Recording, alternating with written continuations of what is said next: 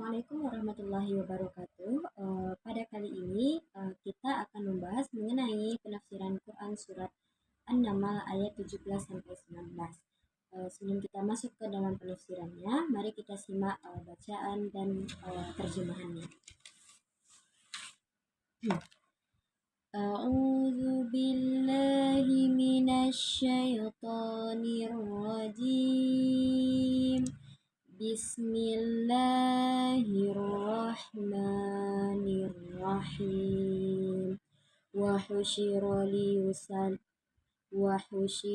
Sulaimana juluduhu, dan dikumpulkan untuk Sulaiman bala tentaranya, minal jinni wal insi wat thair, dari jin dan manusia dan burung.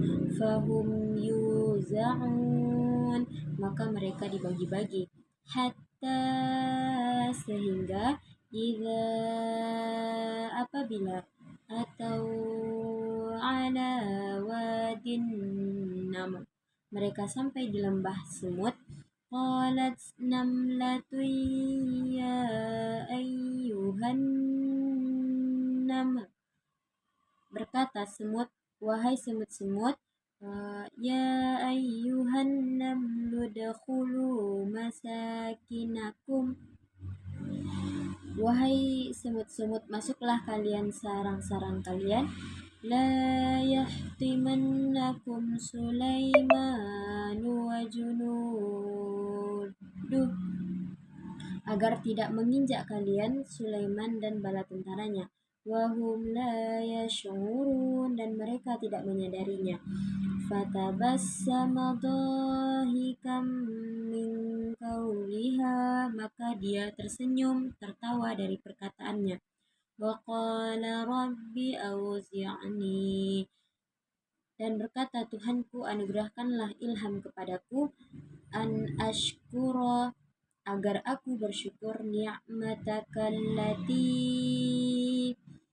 nikmatmu yang an'amta alayya, engkau anugerahkan kepadaku, wa ala walidayya wa an a'mala salihah, dan kepada kedua orang tuaku, dan untuk aku mengerjakan kebajikan.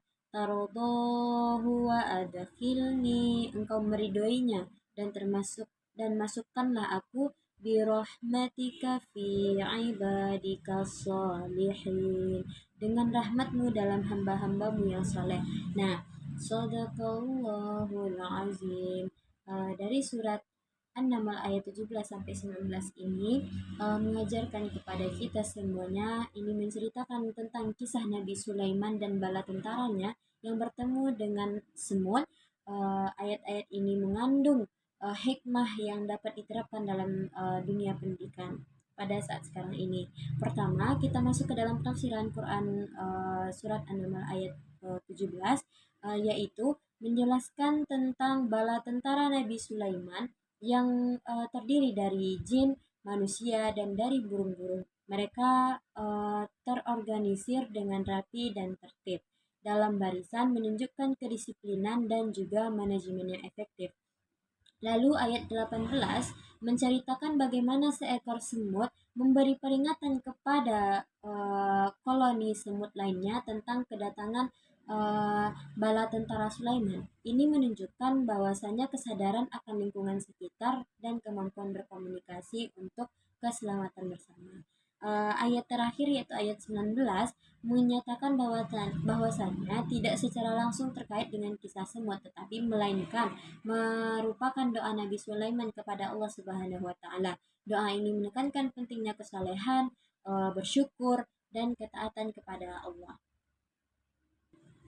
Dari kisah ini kita dapat mengaplikasikannya dalam pendidikan. Yang pertama yaitu organisasi dan disiplin, yang mana kemampuan Nabi Sulaiman alaihissalam ini dalam mengorganisir bala tentaranya yang beragam, baik itu dari manusia, dari jin, maupun dari burung, dalam lingkungan pendidikan. Jadi siswa itu perlu diajarkan untuk tertib, menghargai waktu, dan mengikuti aturan. Yang kedua adalah kesadaran lingkungan.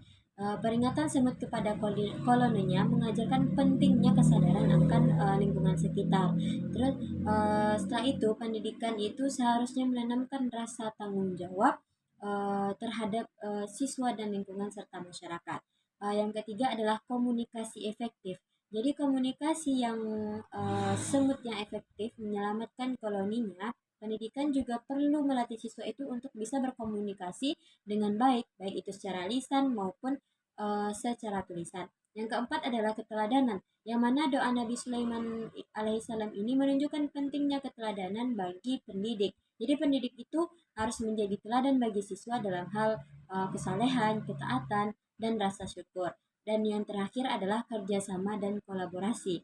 Jadi kerjasama antar berbagai jenis makhluk uh, dalam kisah Nabi Sulaiman dengan bala tentaranya itu menunjukkan pentingnya kerjasama dan kolaborasi dalam mencapai tujuan bersama. Jadi pendidikan juga perlu memfasilitasi kerjasama di antara siswa. Sekian. Assalamualaikum warahmatullahi wabarakatuh.